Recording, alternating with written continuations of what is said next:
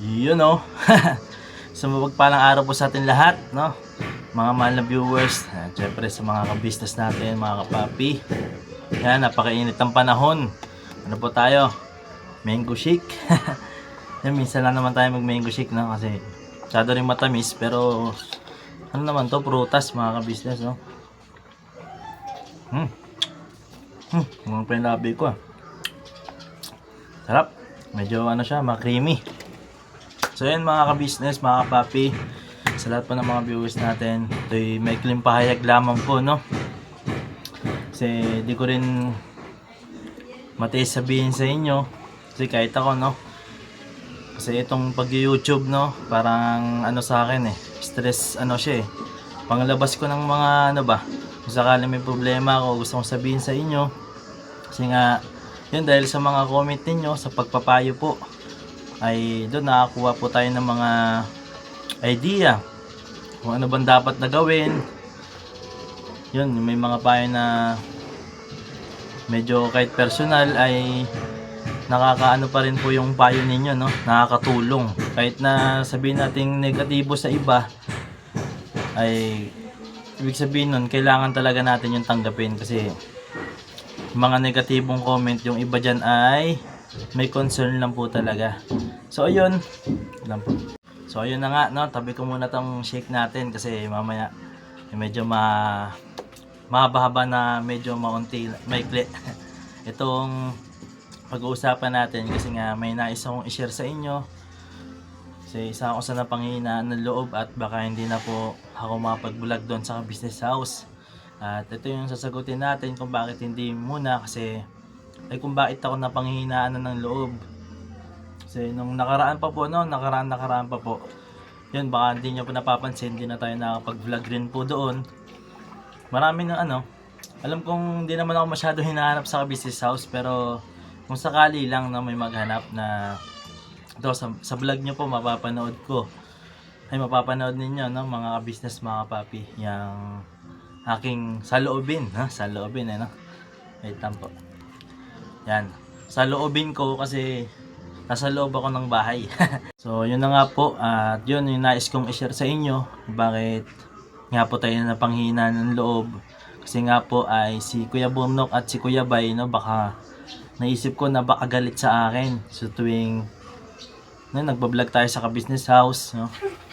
Baka lang naman po kasi one time na yun sa vlog natin nakita no, sabi na videoan ko po yung kanilang reaction, no.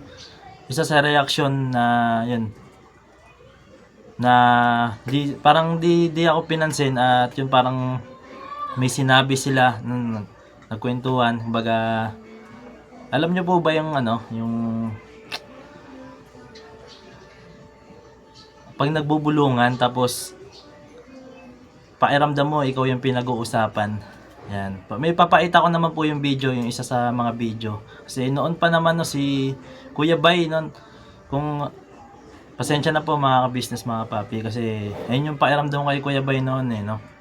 Na so tuwing nakakasama ko rin po siya, hindi ko lang masabi yung negative. Ayun lang naman yung negative kay Kuya Bay, bukod sa pagbibiro niya, no, ng medyo masakit yung pagbibiro niya, ay isa sa negatibo niyang gawi ay yung pagkatapos mong ano, pag nakatalikod ka na, meron siyang maaaring sabihin, no, pwedeng sabihin.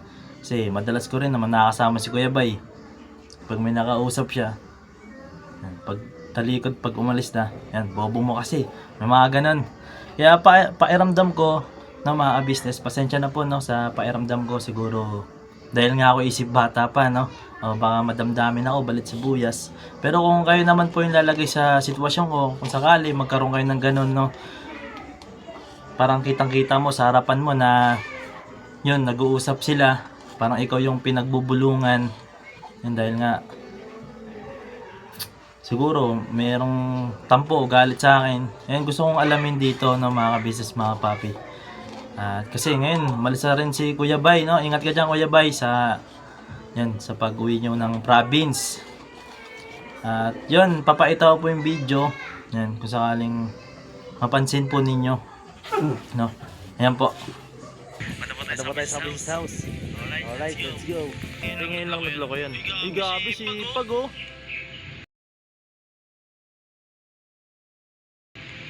Kuya Bay, ikaw si Kuya Burnok.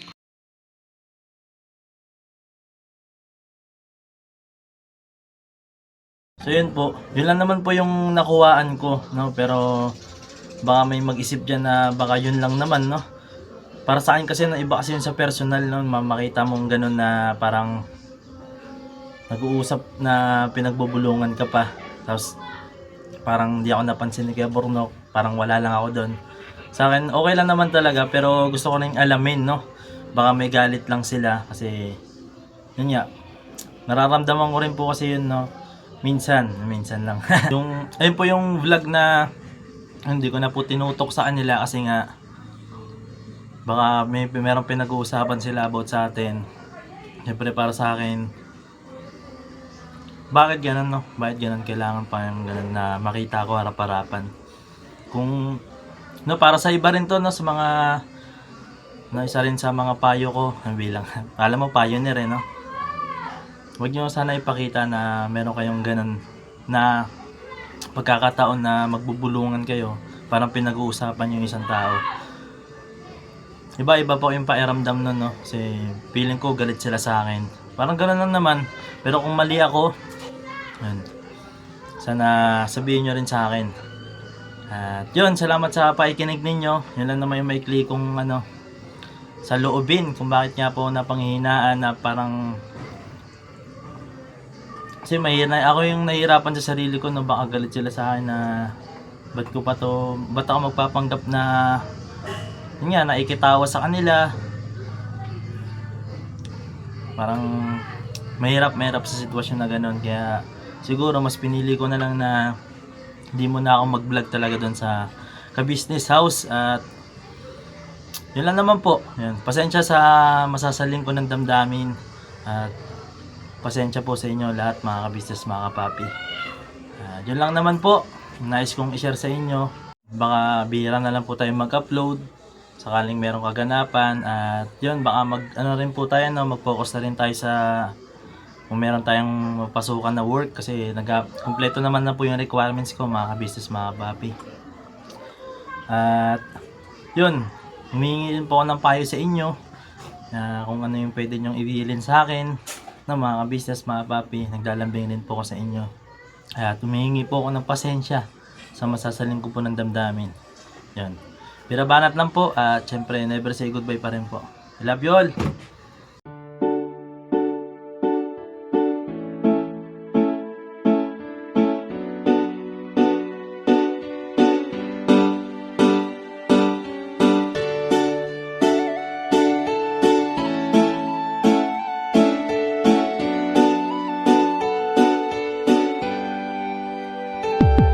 Papa Dins, ikaw ang aming dapat na tularan. Papa Dins, ikaw ang matatag na minsan di ka talagang maaasahan. Maging ang payo mo patunay lang. Papa Dins, ikaw ang idol ko. Papa Dins, dapat ka sa yumangan at tulungan. Papa Dins, ikaw ang aming dapat na tularan. Talagang maaasahan. Maging ang payo mo patunay lang. Papa Dins, ikaw ang idol ko. Gusto ko lang pasalamatan mga kagaya mo. Ikaw ang dapat na tularan at iniidolo ng karamihan sa tunay na buhay na ito. Salamat sa iyo Papa Dins, ikaw ang idol ko. Ang dami mo nang natulungan at yun ay may katibayan. Aking napapanood mga nahihirapan sa buhay ay tunay na iyong sinasagip nang hindi nanghihingi ng anuman ang kapalit. Marami ka ng pinag-aral, binigyan mo ng gabay at ang hangarin lamang sila ay magtagumpay upang ang mga pangarap kanilang mabot kamay. Dito ka nagsimula at ito ang ginawang tulay. Kung anong meron ka ngayon, Pops, deserve mo yan. At ang aming hiling, ikaw ay mag number one. Ikaw ang tunay na bida ng istoryang to. Sana dumami pa ang mga kagaya mo. Papa Dins, ikaw ang aming dapat na tularan. Papa Dins, ikaw ang matatag na minsan di ka talagang maaasahan. Maging ang payo mo patunay lang. Papa Dins, ikaw ang idol ko. Papa Dins, dapat ka sa yumangan at tulungan. Papa Dins, ikaw ang aming dapat na tularan. Talagang maaasahan. Maging ang payo mo patunay lang. Papa Dins, ikaw ang idol ko. Mabuting hangarin minana sa magulang ang iyong layunin nating kapwa matulungan. Mga galing sa ilalim may iyong inaangat kahit na ang daladalang sana'y mabigat, hindi sapat sa iyo ang tulong na ganun na lang. Patuloy mo pa silang binabalik-balikan, kaya marapat lang ikaw ay aming dapat kahangaan. Patunay na hindi mo sila pinapabayaan, marami pa sa iyo ang tao na nangangailangan. Alam ko ding hangad mo na sila ay matulungan. Patuloy ka pa sanang gumawa ng kabutihan, at Ama na ang bahalang sa iyo ang magsukli niya. At bago matapos itong sinulat ko, gusto ko lang pasalamatan mga kagaya mo. Ikaw ang tunay na bida ng istoryang to, patunay lang Papa Dins, ikaw ang idol ko. Papa Dins, ikaw ang aming dapat na tularan. Papa Dins, ikaw ang matatag na minsan di ka talagang maaasahan. Maging ang payo mo, patunay lang Papa Dins, ikaw ang idol ko. Papa Dins, tapat ka sa iyong mga nagtulungan. Papa Dins, ikaw ang aming dapat na tularan, talagang maaasahan.